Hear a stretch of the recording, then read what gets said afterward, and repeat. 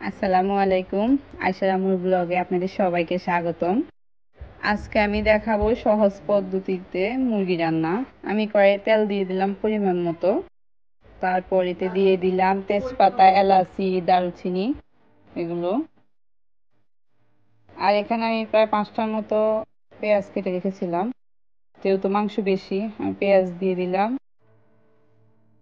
পেঁয়াজ হালকা ব্রাউন হওয়া পর্যন্ত অপেক্ষা করব। আগে জেঠি আম্মা মাংসগুলো ভেজে নিয়েছিলেন হালকা হলুদ লবণ দিয়ে।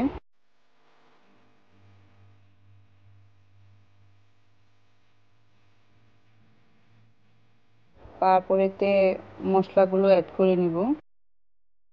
আমি দিয়ে দিলাম টমেটো ফ্রোজেন করা, রসুন বাটা পরিমাণ মতো,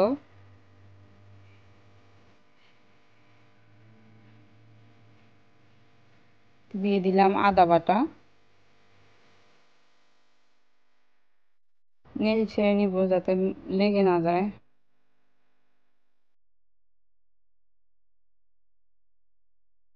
আমার হেল্প করছে আমার ছোট ভাই, যেহেতু গ্রামের বাড়ি সবকিছুর সাথে থাকে না। এবার এতে একটু পানি অ্যাড করে নিব অন্যান্য মশলাগুলো, হলুদ মরিচ এগুলো দেওয়ার জন্য, তা না হলে মশলা পুড়ে যাবে।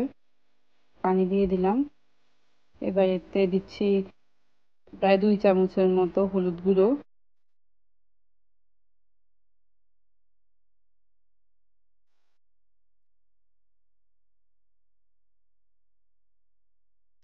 এক চামচ মরিচ গুঁড়ো, তারপর গরম মশলা দিয়ে দিলাম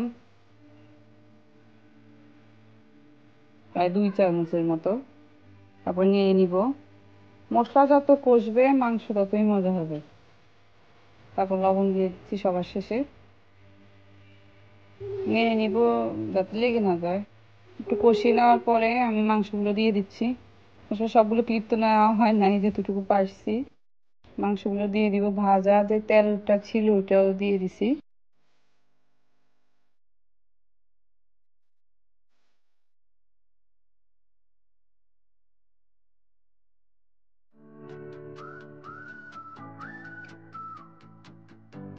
মাংসগুলো দেওয়ার পরে নেড়ে নিব যাতে মশলা লেগে না যায়। নেড়ে নিলাম।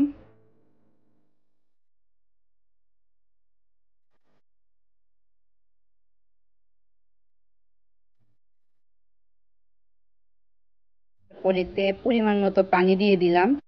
পানি দিয়ে নেড়ে দিব। আর আমি ওই যে কাঁচামরিচ কেটে রেখেছিলাম, কয়েকটা কাঁচামরিচ দিয়ে দিব।